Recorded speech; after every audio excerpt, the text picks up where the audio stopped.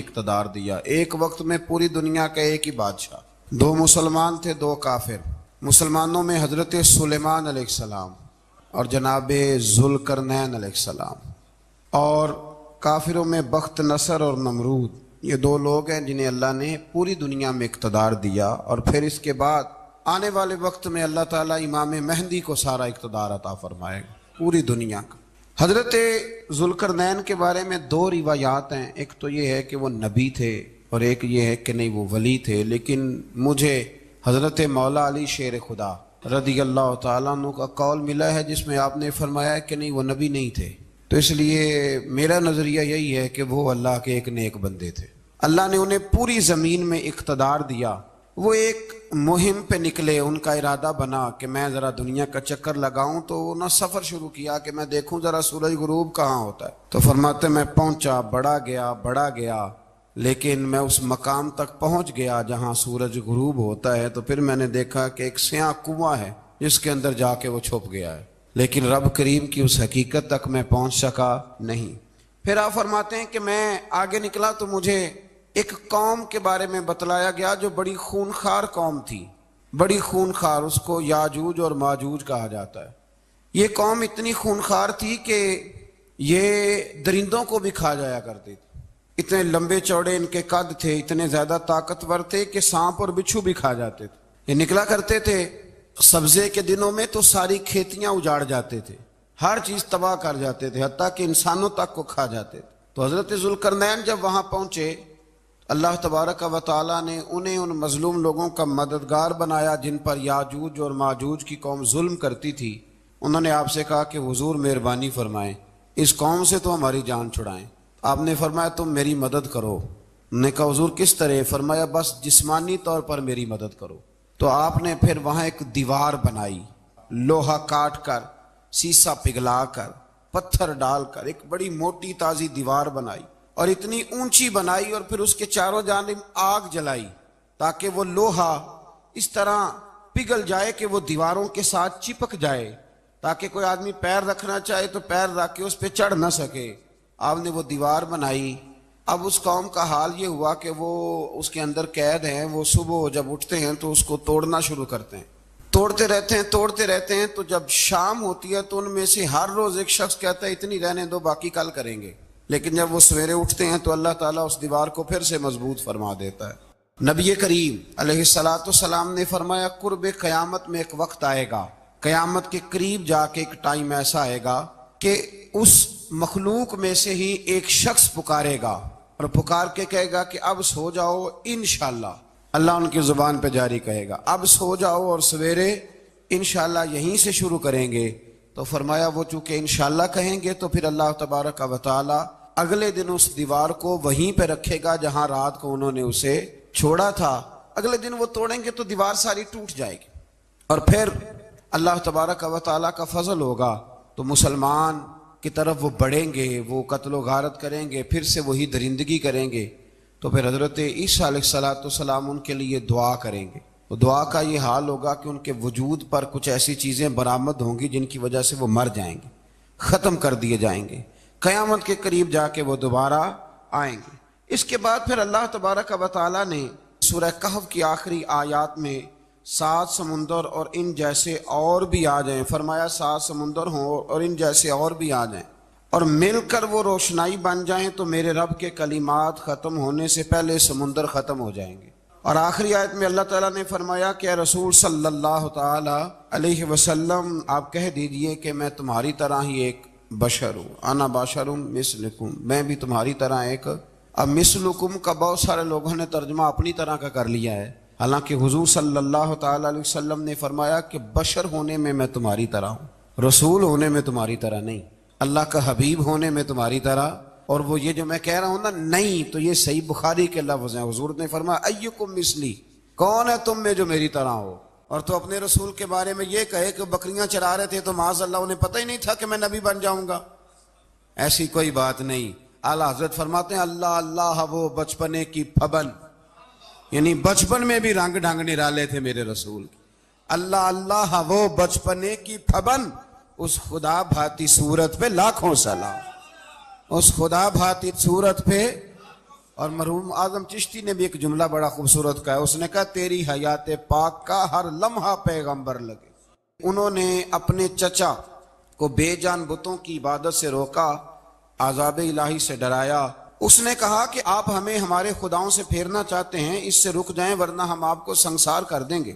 ابراہیم علیہ السلام نے کہا کہ میں آپ کے لیے اپنے رب سے استغفار کرتا رہوں گا، وہ مجھ پر بہت مہربان ہے۔ تو اللہ تبارک و تعالیٰ نے انہیں اسحاق علیہ السلام بیٹے اور یعقوب علیہ السلام پوتے کی بشارت دی، اور یہ بھی فرمایا کہ یہ دونوں نبی بھی ہوں گے۔ پھر آیت نمبر 51 سے لے کر 58 تک مختلف انبیاء کا ذکر ہے۔ اللہ تعالیٰ نے اس میں فرمایا کہ حضرت موسیٰ کو برگزیدہ رسول، نبی اور اللہ کا رازدار کہا گیا، اور حضرت ہارون کی نبوت کا بیان بھی ہوا، اور حضرت اسماعیل کو وعدے کے سچے، نماز اور زکوٰۃ کا حکم دینے والے رسول اور نبی اور اللہ کا پسندیدہ قرار دیا گیا۔ ادریس علیہ السلام کو صدیق نبی قرار دیتے ہوئے فرمایا کہ ہم نے ان کو بلند جگہ پہ بٹھایا ہے۔ کہاں ہے ادریس علیہ السلام؟ چوتھے آسمان میں بھی، اور جنت کا قول بھی ہے۔ دو روایتیں ان کے بارے میں ملتی ہیں، ایک تو یہ ہے کہ وہ حضرت ملک الموت سے ایک دفعہ کہنے لگے تو میرا یار نہیں بن جاتا؟ اللہ ہی بھلا کرے۔ حضرت اسرائیل کو کہنے لگے دوست بن جو، کہا بن جاتے ہیں، دوستی ہو گئی۔ فرمانے لگے یار موت کا ذائقہ کیسے چکھاتا ہے؟ کہنے لگا میں آپ کو چکھا دیتا ہوں۔ آپ کو موت کا ذائقہ چکھایا اور دوبارہ پھر روح ڈال دی، آپ اٹھ کے بیٹھ گئے۔ کہنے لگے دوزخ تو دکھا، نے وہ بھی دکھا دی۔ فرمایا جنت تو دکھا، جنت بھی دکھائی۔ تو کہنے لگا واپس چلیں، فرمانے لگے اب تو نہیں جانا۔ کیوں؟ فرمایا رب فرماتا ہے ہم فیہا خالدون، جو جنت میں آئے گا یہیں رہے گا۔ نے کہا جناب وہ تو پہلے موت کا ذائقہ چکھنا ہے، پل صراط جو دوزخ کے اوپر ہے وہاں سے گزرنا ہے۔ تو آپ فرمانے لگے یہ دونوں کام میں کر چکا ہوں اور تو نہیں کرائے ہیں، لہذا میں آ گیا ہوں تو میں نے یہیں پہ رہنا ہے۔ اب حضرت ملک الموت علیہ السلام نے عرض کی مالک یہ تیرا بندہ، فرمایا تیری دوست بھی اس کے ساتھ لگی تھی تو میری توفیق سے ہی لگی تھی، اور یہ یہاں تک آئے بھی میری توفیق سے ہی ہے، میرا ارادہ بن گیا انہیں یہاں رکھنے کا۔ میری طلب بھی تو تیرے کرم کا صدقہ ہے، میری طلب بھی تو تیرے کرم کا صدقہ ہے۔ یہ پاؤں اٹھتے نہیں بلکہ یہ اٹھائے جاتے ہیں، تو یہ بھی تو اس کا کرم ہوتا ہے نا کہ وہ کس طرح کر کے کسی کو نوازتا ہے۔ آیت نمبر 59 میں اللہ تعالیٰ کے فرما بردار اور سرکش بندوں کے احوال اور جو ان کے آخرت میں احوال ہوں گے ان کا ذکر کیا گیا ہے۔ آیت نمبر 66 میں بتایا گیا ہے کہ منکرین آخرت حیات بعد الموت کے بارے میں ہمیشہ شک میں مبتلا رہے۔ انہیں یقین ہونا چاہیے کہ مرنے کے بعد دوبارہ وہی خالق زندہ کرے گا جس نے پہلی بار بغیر کسی نام و نشان کے پیدا کیا۔ آیت نمبر 76 میں بتایا کہ جو لوگ گمراہی میں مبتلا ہیں ان کے ابتلا میں اضافے کے لیے مہلت کی مدت بڑھا دی جاتی، اور جو ہدایت یافتہ ہیں ان کو مزید استقامت نصیب ہوتی ہے۔ اللہ کے ہاں ثواب اور انجام خیر کے اعتبار سے باقی رہنے والی نیکیاں سب سے زیادہ بہتر، ایسی نیکیاں کریں جو باقی رہیں ہمیشہ، کیا کہتے ہیں صدقہ جاریہ۔ آیت نمبر 81 میں فرمایا کہ مشرکین اس امید پر اللہ کے سوا معبودان باطل کی عبادت کرتے ہیں کہ مشکل میں ان کی مدد کریں گے، فرمایا ہرگز نہیں، وہ ان کے دشمن بن کے عبادت کا انکار کریں گے۔ آیت نمبر 88 میں بتایا کہ کفار نے اللہ کی طرف اولاد کی نسبت کر کے نہایت سخت بات کی۔ یہ تو اتنا سنگین جرم ہے کہ اس سے آسمان پھٹ پڑے، زمین شک ہو جائے اور پہاڑ ریزہ ریزہ ہو جائیں۔ مزید فرمایا کہ آسمان اور زمین میں جو کوئی بھی ہے سب اللہ کے حضور بندے بن کے حاضر ہوں گے۔ آیت نمبر 97 میں فرمایا جو لوگ ایمان لائے اور نیک کام کیے عنقریب رحمان لوگوں کے دلوں میں ان کی محبت پیدا فرما دے۔ یہ جو شرک والا معاملہ ہے نا یہ بڑا سادہ سا ہے۔ کچھ لوگ آج نئے فلسفی اٹھے ہیں تو وہ کچھ عجیب و غریب سی باتیں دہریوں جیسی کرنے لگے ہیں، اور بعض مضامین ہم دیکھتے ہیں تازے جو چھپتے ہیں ان کے اندر بھی وہ اشارتاً کنایاتاً مذہب کی بنیاد پر تقسیم نہیں ہونی چاہیے، انسان بحیثیت انسان قابل تکریم ہے۔ تو ایک بات سمجھ لیں کہ جو مکان کی رجسٹری آپ کے نام ہے اگر کوئی اور دعویٰ کرے اس کا تو آپ کو برداشت ہے؟ یہ ہو نہیں نہ سکتا میاں۔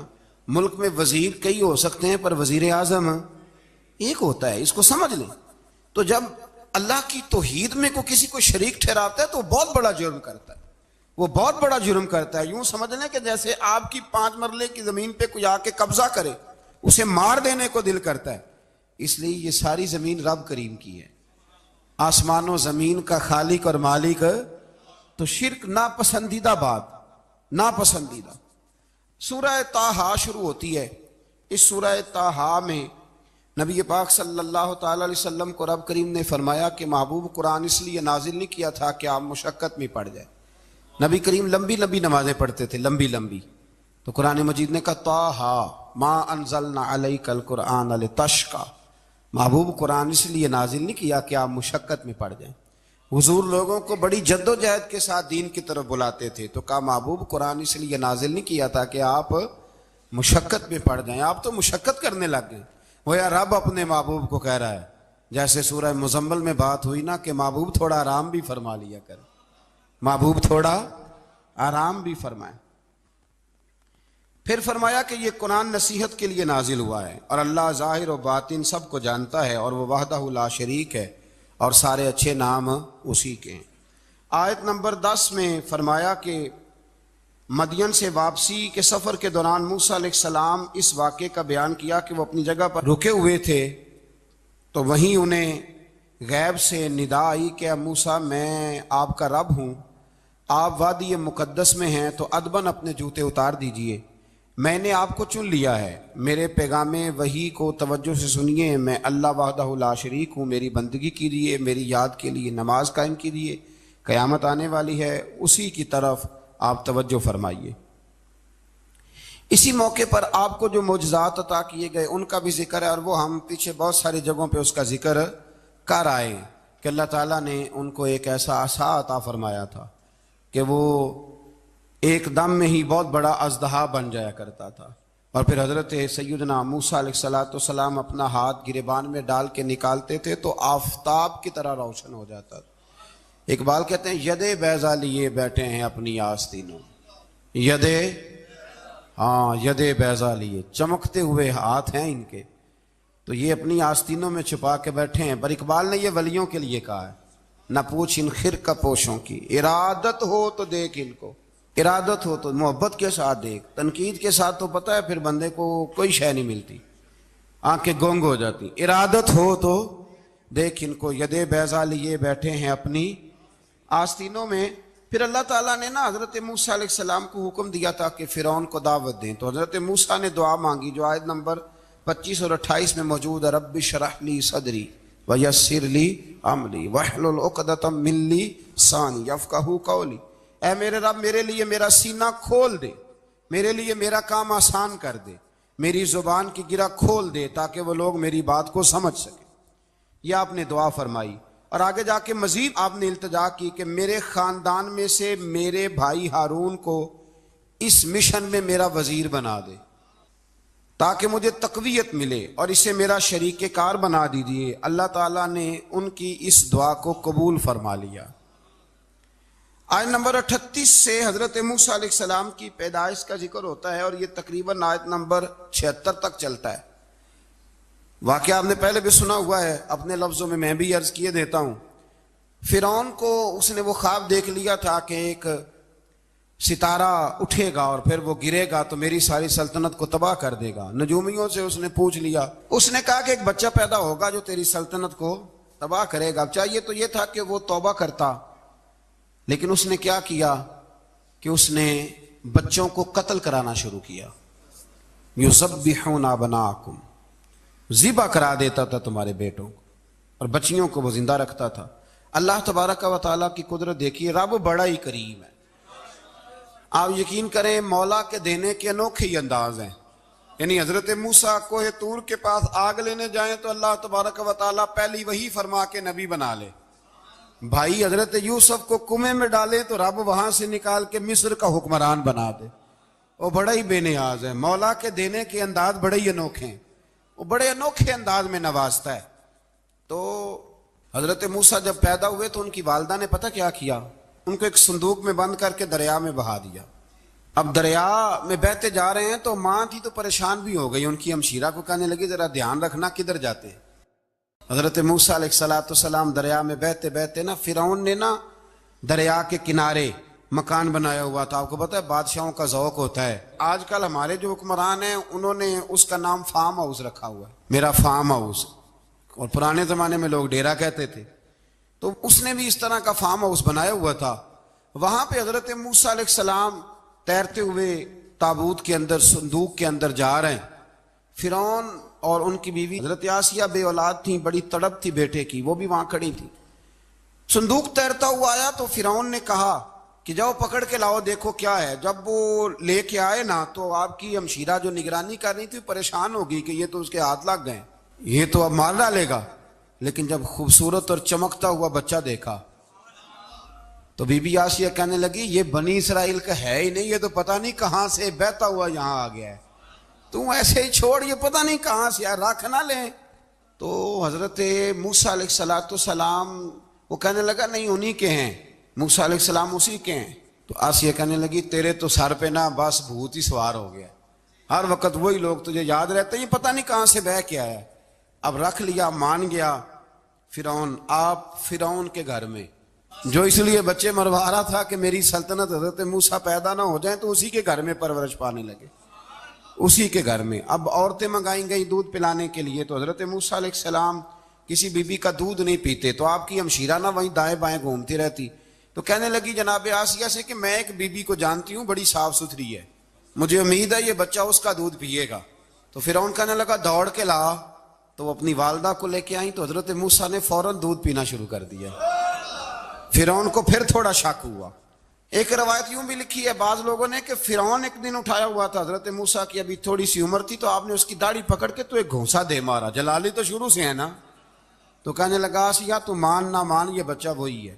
تو حضرت بی بی آسیہ کہنے لگی کہ تجھے غلط فہمی ہے, یہ وہ نہیں ہے.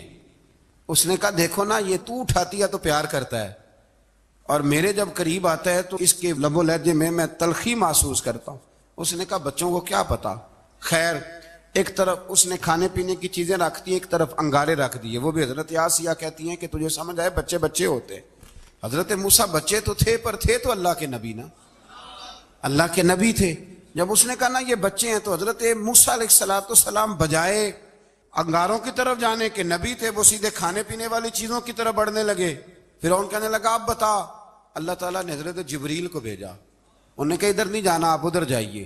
تو آپ آگ کی طرف گئے اور ایک کوئلہ اٹھا کے زبان پہ رکھ لیا. تو آسیہ کہنے لگی سمجھ آئی, بچے کو کیا پتا کدھر جانا ہے کدھر نہیں جانا. اگر وہ اتنا ہی خیال ہوتا, وہی بچہ ہوتا تو آگ.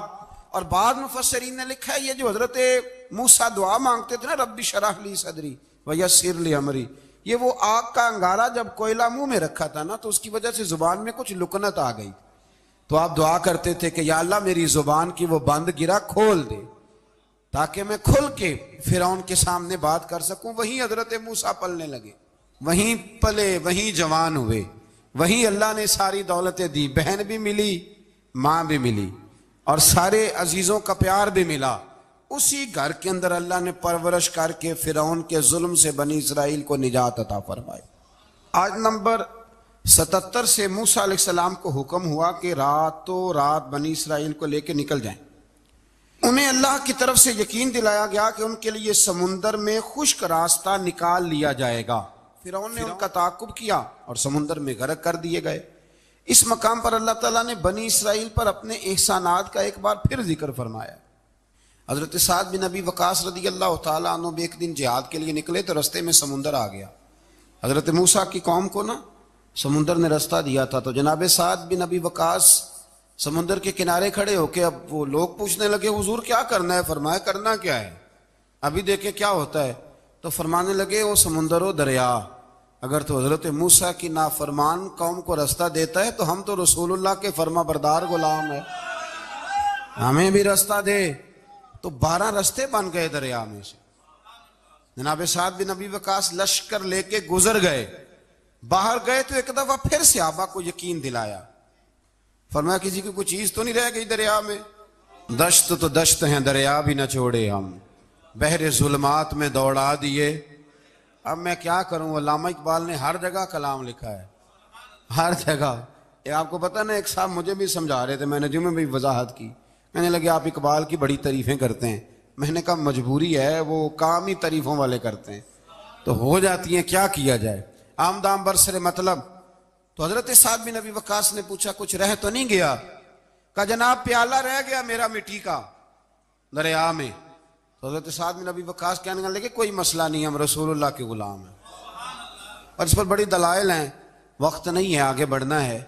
فرمایا او دریا، او ہمارا پیالہ تو واپس کر دے۔ تو ایک لہر آئی تو پیالہ بھی کنارے پہ پھینک گئی۔ تو اللہ تعالیٰ نے حضرت موسیٰ علیہ السلام کو کی قوم کو وہاں سے نجات دی۔ آیت نمبر 85 سے سامری کا ذکر ہے۔ سامری ایک جادوگر تھا۔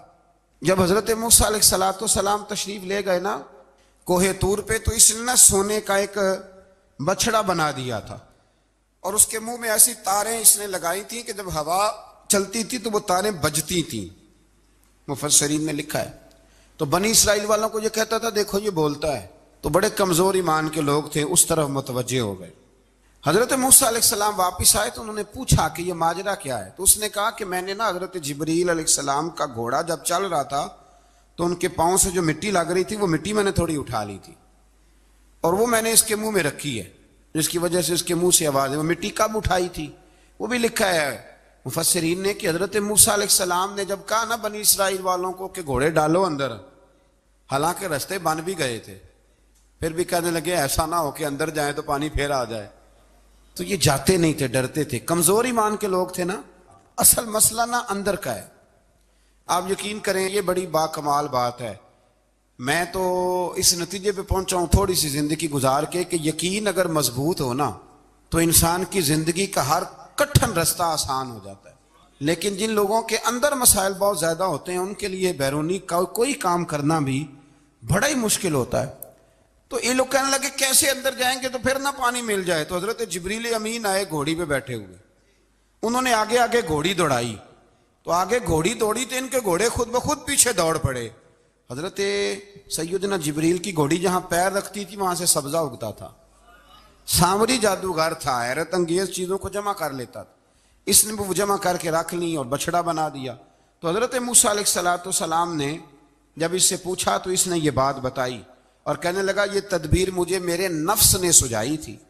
حضرت موسیٰ نے اس سے کہا تو یہاں سے چلا جا، زندگی میں تیرے لیے وحشت کی سزا ہے اور تیری سزا کا وقت آخرت میں مقرر ہے۔ وحشت کا بھی عذاب ہوتا ہے کچھ لوگوں کو وحشت کا عذاب یہ ہوتا ہے، یعنی انسان ہر وقت خوف زدہ رہے۔ آیات بتاتی ہیں کہ اس پر کون سا عذاب ہے، اس پر ایک وحشت طاری رہے۔ اللہ سے دعا مانگیں اللہ تبارک و تعالی ان ساری آزمائشوں سے ہمیں محفوظ فرمائے۔ اسی تسلسل میں پھر قیامت اور سور پھونکے جانے کا ذکر ہے۔ آیت نمبر 105 سے فرمایا کہ لوگ آپ سے پہاڑوں کے متعلق سوال کرتے ہیں، آپ ان سے کہہ دیجئے میرا رب انہیں ریزہ ریزہ کر دے گا اور پوری زمین ہموار میدان کی طرح ہو جائے گی۔ آیت نمبر 109 میں قیامت کی ہولناکیوں کا ذکر ہوا اور فرمایا آج اللہ کی بارگاہ میں کسی کو مجال شفاعت نہیں ہوگی سوائے اس کے جسے وہ اذن شفاعت عطا کرے اور جس کے قول سے وہ راضی ہو۔ آیت نمبر 110 سے اکڑی گردنوں کے حی و قیوم کے سامنے جھکنے، ظالموں کے نامراد ہونے اور مومنین صالحین کے کامیاب ہونے کا ذکر ہے۔ آیت نمبر 114 میں علم میں اضافے کی تعلیم کے لیے دعا ارشاد فرمائی گئی ہے جو بڑی معروف ہے، رب زدنی علما۔ آیت نمبر 115 سے اس بات کا ذکر ہے کہ آدم علیہ السلام جو جنت میں درخت کے قریب چلے گئے تو یہ ان کی بھول اور اجتہادی خطا تھی، اللہ نے خود وضاحت فرما دی، اور انہوں نے قصداً اللہ کے حکم کی نافرمانی نہیں کی۔ آدم علیہ السلام کو جنت میں داخل کر کے بتایا کہ یہاں نہ بھوک لاحق ہوگی، نہ بے لباسی ہوگی، نہ پیاس لگے گی، نہ ہی دھوپ کی تپش محسوس ہوگی، اور یہ کہ آپ اپنے دشمن شیطان کی چالوں سے بچے رہیں گے۔ اس مقام پر قرآن نے اس موضوع کو پھر بیان کیا کہ شیطان نے وسوسہ ڈالا اور مخلص اور ہمدرد کا روپ دھار کر ان کو بہکایا۔ انہوں نے ممنوع درخت سے کھا لیا سو ان کے ستر کھل گئے اور جنت کے پتوں سے اپنے ستر کو ڈھانپنے لگے، پھر اللہ نے ان کی توبہ قبول کی اور جنت سے زمین پر بھیج دیا۔ آیت نمبر 124 سے اللہ تعالیٰ نے فرمایا جو ہماری یاد سے غافل رہے گا ہم اس کے لیے معیشت تنگ کر دیں گے، وَمَنْ أَعْرَضَ عَنْ ذِكْرِي فَإِنَّ لَهُ مَعِيشَةً ضَنْكًا۔ جو ہماری یاد سے غافل ہوگا اس کے لیے زندگی اس پر اللہ تبارک و تعالی ہر وقت اپنی یاد کی توفیق عطا فرمائے۔ آیت نمبر 130 سے اللہ تعالیٰ نے ارشاد فرمایا، ان کی باتوں پر صبر کیجیے، سورج کے طلوع اور غروب ہونے سے پہلے اپنے رب کی حمد کے ساتھ تسبیح پڑھتے رہیے، اور رات کے بعض اوقات میں اور دن کے حصوں میں بھی تسبیح پڑھتے رہیے، تاکہ آپ کا رب راضی ہو جائے اور آپ بھی راضی ہو جائیں۔ مزید فرمایا کہ اپنے اہل خانہ کو نماز کا حکم دیں اور خود بھی نماز پر قائم رہیں، اور نیک انجام صرف تقوی پر کاربن لوگوں کے لیے۔ لوگ کیا کہیں گے؟ لوگوں کے لیے الزام لگانا، پروپیگنڈا کرنا بڑا ہی آسان کام ہے۔ دو ہی تو کام دنیا میں آسان ہے، ایک بدگمانی کرنا اور ایک غیبت کرنا، اور اتنا مزیدار کام ہے کہ آپ ساری دیہڑی کرائیں، کوئی بندہ تھکنے کو تیار معاذ اللہ ثم معاذ اللہ سارا دن۔ اور اگر آپ کہیں کہ اللہ کا ذکر کرو، تسبیح لے لو، صرف 500 دفعہ درود شریف پڑھ لو، تو پھر کیا بنے گا؟ کام یاد آ جائے گا، بہت سارے لوگوں نکل لیں گے۔ کبھی کبھی کچھ چیزیں بڑی یاد رہ جاتی ہیں۔ ایک شاعر نے ایک شعر کہا تھا، میری تھوڑی سی شعری ذوق ہے تو مجھے دلچسپی ہے، رہ جاتی ہیں کچھ باتیں ذہن میں۔ ایک دفعہ ہمارے ایک دوست کے بارے میں کچھ پراپوگنڈا ہونے لگا، تو میں نے انہیں ایک شعر لکھ کے بھیجا، مجھے یاد تھا، میں نے ایک شعر لکھا۔ کسی شاعر نے کہا تھا کہ مخلوق تو فنکار ہے اس درجہ کے پل بھر میں، سنگے در کعبہ سے بھی اصنام تراشے۔ کعبے کے اندر سے مٹی لے کے لوگ بت بنا لیتے ہیں اور اللہ کا شریک بناتے ہیں۔ تو کہنے لگا شاعر کہ مخلوق تو فنکار ہے اس درجہ کے پل بھر میں، سنگے در کعبہ سے بھی اصنام تراشے۔ تم کون ہو، کیا چیز ہے داغ کبابی، لوگوں نے تو مریم پہ بھی الزام تراشے۔ لوگ تو منٹ لگاتے ہیں، وہ جو رہی مسجد میں، پلی مسجد میں، لوگوں نے الزام لگانے کا وقت آیا تو الزام لگا دیا، سید عائشہ صدیقہ پہ لگا دیا، صدیق کی بیٹی اور صدیقہ۔ آپ سوچ سکتے ہیں کہ لوگ کہاں تک جاتے ہیں اور باتیں کہاں تک پہنچتی ہیں۔ تو یہ میرے رب کریم کا فضل اور کرم ہے کہ جناب مریم کی برات کا اعلان بھی قرآن نے کیا، اور حضرت عائشہ صدیقہ کی برات کا اعلان بھی قرآن پاک نے فرمایا، یہ بھی قرآن مجید نے فرمایا ہے۔ اور کل پرسوں بھی بات ہو رہی تھی حضرت یوسف علیہ السلام کی، تو الزام تو لگتے رہتے ہیں۔ تو میں نے اس دن بھی سوال کیا تھا، پھر دہراتا ہوں کہ غلطی کیا تھی حضرت یوسف کی؟ کبھی کنواں اندھیرا، کبھی بھائیوں کے تھپڑ، کبھی مصر کا بازار، اور ذرا سوچو تو صحیح، جب بولیاں لگتی ہیں انسان کی تو کیا حال ہوتا ہے۔ اور پھر ذرا یہ بھی تو دیکھو نا کہ جب زلیخا نے الزام لگایا تو پھر کیا حال ہے، اور پھر 12 سال کی جیل پر رب فرماتے ہیں شانیں میں نے یوسف کو ہی عطا فرمائی۔ تو حضرت مریم سلام اللہ علیہا جب وہ بیٹا لے کے گئی ان کے پاس، تو انہوں نے کہا یہ کہاں سے آ گیا؟ آپ فرمانے لگی میں نے تو چپ کر روزہ رکھا ہوا ہے، اسی سے پوچھ لو یہ کہاں سے آیا ہے، یہی بتائے گا۔ پنگوڑے میں تھے حضرت عیسیٰ علیہ السلام، پنگوڑے میں۔ تو قرآن مجید کہتا ہے کہنے لگے قال انی عبد اللہ، حضرت عیسیٰ بولے اور بول کے کہنے لگے میں اللہ کا بندہ ہوں، اور آتانی الکتاب، خالی نہیں آیا، کتاب ساتھ لے کے آیا ہوں، وجعلنی نبیا، اور اس نے مجھے نبی بنا کے بھیجا ہے۔ تو حضرت عیسیٰ علیہ السلام پنگوڑے میں ہیں تو کلام فرما رہے ہیں، اپنے نبی ہونے کا اعلان فرما رہے ہیں۔ اب اس بندے کے قریب جا کے اس سے سوال کرنے کو دل نہیں کرتا جو نبی پاک کے بارے میں کہتا ہے 40 سال کے بعد نبی بنے۔ یہاں پنگوڑے میں حضرت عیسیٰ کلام کریں، پنگوڑے میں، اور وہ پنگوڑے میں کہے میں نبی ہوں، اور تو اپنے رسول کے بارے میں یہ کہے کہ بکریاں چرا رہے تھے تو معاذ اللہ انہیں پتہ ہی نہیں تھا کہ میں نبی بن جاؤں گا۔ ایسی کوئی بات نہیں۔ اعلیٰ حضرت فرماتے ہیں اللہ اللہ وہ بچپنے کی پھبن، یعنی بچپن میں بھی رنگ ڈھنگ نرالے تھے میرے رسول۔ اللہ اللہ وہ بچپنے کی پھبن، اس خدا بھاتی صورت پہ لاکھوں سلام، اس خدا بھاتی صورت پہ۔ اور مرحوم اعظم چشتی نے بھی ایک جملہ بڑا خوبصورت کہا ہے، اس نے کہا تیری حیات پاک کا ہر لمحہ پیغمبر لگے۔